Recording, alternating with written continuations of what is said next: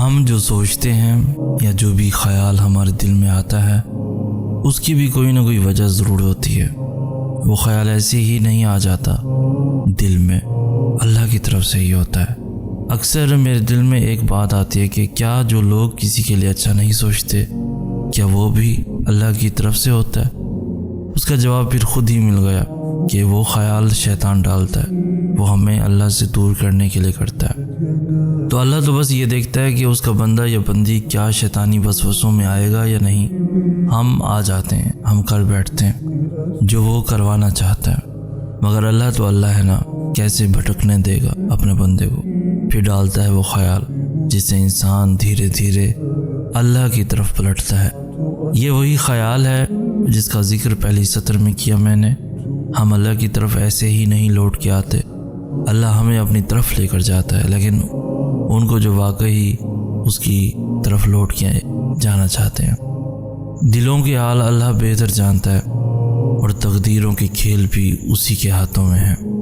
تو پھر کیوں مطمئن نہیں، کیوں سوچوں میں گھرے ہوئے ہو، کیوں اس کی بادشاہت پر یقین نہیں، کیوں اس کے فیصلوں پر راضی نہیں؟ جب اللہ جانتا ہے کس وقت کیا بہتر ہے، پھر دل میں وسوسوں کا سوال ہی پیدا نہیں ہونا چاہیے۔ اگر ابھی بھی سوچوں میں ڈوبے ہوئے ہو، دل بے چین ہے، تو سمجھو تم دل سے راضی نہیں اس کے فیصلوں پر۔ صرف زبان سے کہہ دینا توکل نہیں ہوتا، بلکہ زبان کے اقرار سے پہلے دل سے راضی ہونا توکل ہوتا ہے۔ کچھ چیزیں اپنی حیا کی وجہ سے انمول ہوتی ہیں، خاص ہوتی ہیں، قیمتی ہوتی ہیں اور نایاب ہوتی ہیں، جیسے جنت میں چھپی حوروں کی حیا، بند سیپ میں چھپے موتی کی حیا، گہرے پانی میں چھپے گوہر کی حیا، کوئلے کی کان میں چھپے ہیرے کی حیا، ساحلوں کی ریت میں چھپی سیپ کی حیا، آنکھ میں چھپے آنسو کی حیا، پردے میں لپٹی لڑکی کی حیا۔ ہم کہتے ہیں کہ اللہ تو ہم سے 70 ماؤں سے زیادہ پیار کرتا ہے نا، تو وہ ہمیں آزمائش ہی کیوں دیتا ہے؟ ہم کہتے ہیں کہ اللہ تو جانتا ہے کہ ہمیں کس چیز کی خواہش ہے، تو انتظار ہی کیوں کرواتا ہے، بن مانگے کیوں نہیں عطا کرتا؟ ارے ذرا یہ سوچو کہ اگر یہ معمولی سی آزمائش نہیں بھی آتی تو اللہ سے کیسے جڑ پاتے آپ؟ اگر دعا نہیں ہوتی تو اللہ سے ہم کلام کیسے ہو پاتے؟ اللہ پاک مختلف ذریعوں سے آزماتے ہیں، کبھی لے کر تو کبھی دے کر، لیکن یاد رکھیے گا آزماتے انہیں ہی ہیں جنہیں اپنے قرب سے نوازنا چاہتے ہیں۔ بعض اوقات ہماری زندگی میں ہمیں صرف اندھیرا اور تکلیف ہی نظر آتی ہے، ایک بے نام سی بے سکونی گھیرے رہتی ہے، آنکھیں بس نم رہتی ہیں۔ یاد رکھیں آپ تھک چکے ہیں، پر آپ کا رب نہیں تھکتا ہے۔ آپ کچھ نہیں کر سکتے ہیں، پر آپ کا رب سب کر سکتا ہے۔ یہ جو اندھیرا ہے نا، وہ رب اس کو روشنی بنانے پر قادر ہے۔ ہر تکلیف راحت کا مرہم لے کر آتی ہے، ہر اندھیرا روشنی لے کر آتا ہے، ہر مشکل آسانی لاتی ہے۔ زندگی جامد نہیں رہتی ہے، آج کچھ نہیں ہے کل سب ہوگا۔ صرف اپنے اللہ پر یقین رکھیں۔ نماز، قرآن، سیرت وہ ہیں جن کو تھام کر آپ اپنی گھٹن زدہ زندگی میں تازہ ہوا پیدا کر سکتے ہیں، اذیت کو راحت میں بدل سکتے ہیں، تکلیف کو آسانی میں بدل سکتے ہیں، اکتاہٹ کو سکون میں بدل سکتے ہیں، غم کو خوشی میں بدل سکتے ہیں۔ بس یہ بات مضبوطی سے پکڑ لیں کہ میرا اللہ ہر چیز پر قادر ہے۔ پر امید رہیں، اللہ سے امید لگائے رکھیں۔ اگر اللہ نے آپ کو آزمائش دی ہے تو اس کا مطلب یہ نہیں کہ اللہ آپ سے ناراض ہے یا آپ کو سزا دے رہا ہے۔ ارے آزمائش کا مطلب تو یہ ہے کہ اللہ نے تمہیں اپنی محبت کے لیے چن لیا ہے۔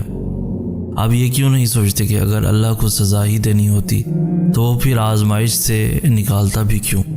ہاں یہ بات سچ ہے، آزمائش میں ڈالنے والا اللہ ہے، تو آزمائش سے نکالنے والا بھی وہی رب ہے۔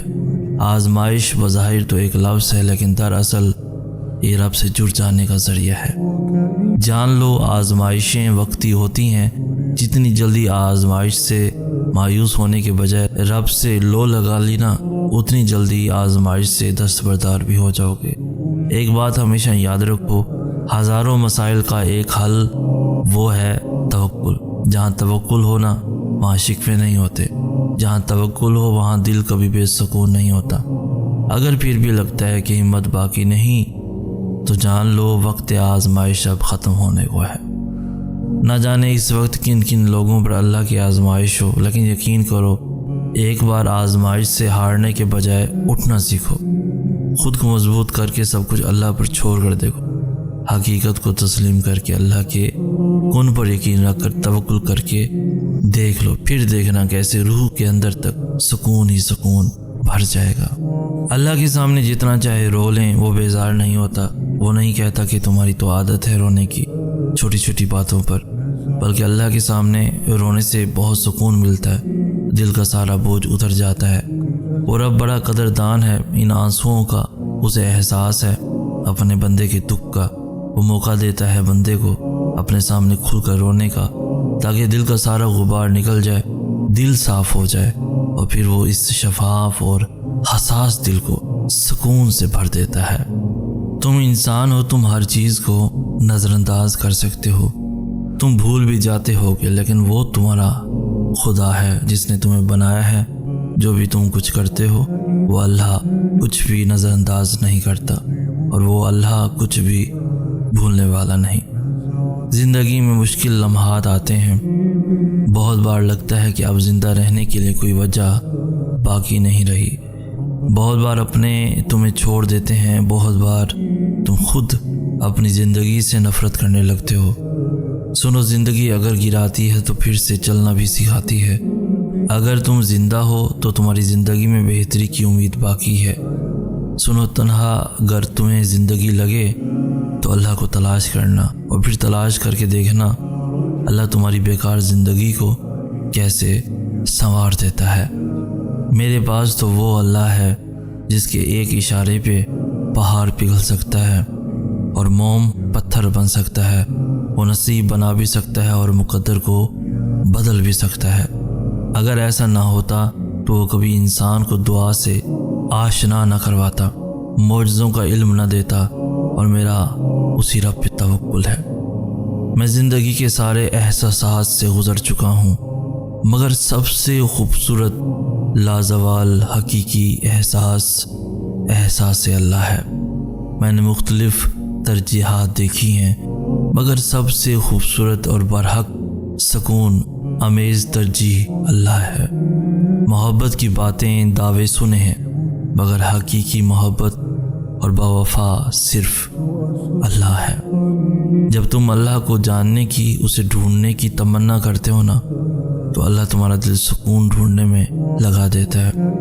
ماتھا جب سجدے میں جائے نماز پر ٹکتا ہے تو آنکھیں بند کیے دل سے آواز آتی ہے، سبحان ربی الاعلی۔